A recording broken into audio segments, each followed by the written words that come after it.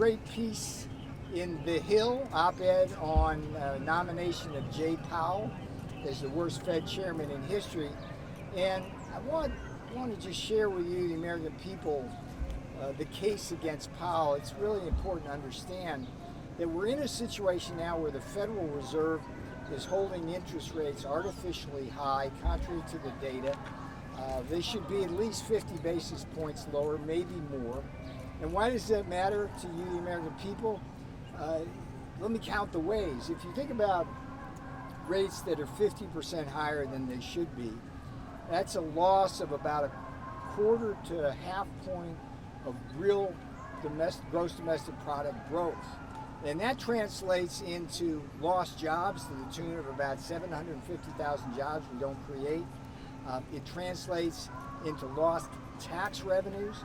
And when the Fed holds rates higher than it otherwise should, 50 basis points higher, for example, we have to pay for our national debt, and about 20 to 30% of that debt is financed through short-term debt rather than long-term bonds. So if you're paying 50% higher, that's a couple $100 billion added to our debt because of higher interest costs. So he's making a really big mistake, and what I do in the op-ed in The Hill is I talk about how this is not Powell's first major blunder, it's his third. And let me walk you through that. When I was here, standing right here, years ago during the first Trump administration, Jay Powell decided to raise rates even though there was no sign of inflation. He just didn't understand Trumpnomics. He was seeing our tariffs, he was seeing our tax cuts, he was seeing what we were doing in energy policy, deregulation. He didn't understand that was going to create robust economic growth without inflation. And he went ahead and raised the interest rates. And the Fed's own analysis after the fact showed that we lost about a point of gross domestic product growth, which is like, that's trillions of dollars over time. When Biden was in the White House, Powell wanted to get reappointed, so he coddled up to Joe Biden, and the practical result of that was he refused to raise rates even as inflation was rising dramatically. And then once he got appointed, he raised the rates, but it was too late.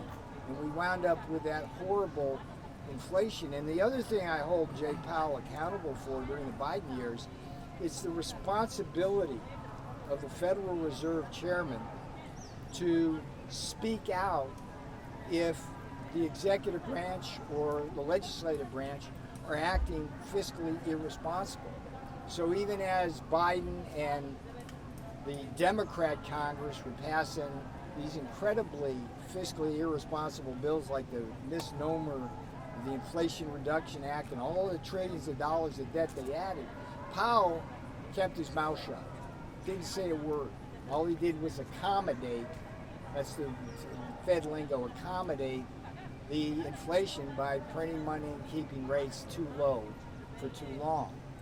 And so he was very much implicated in all this. And now he comes along and he's sitting there saying, well, I'm not going to lower rates. I don't know what the tariffs are going to do. It's like, hey, Jay, what happened in the first term? It's like nothing. We had zero inflation from the tariffs. So this is a serious problem for the American people that the Federal Reserve is causing. What I'm suggesting is that the July 29-30 meeting of the Board of Governors, that if Jay Powell continues down this path of refusing to lower rates when the data says he should, that the rest of the Board of Governors should just simply vote to do what should be done, which is to lower rates.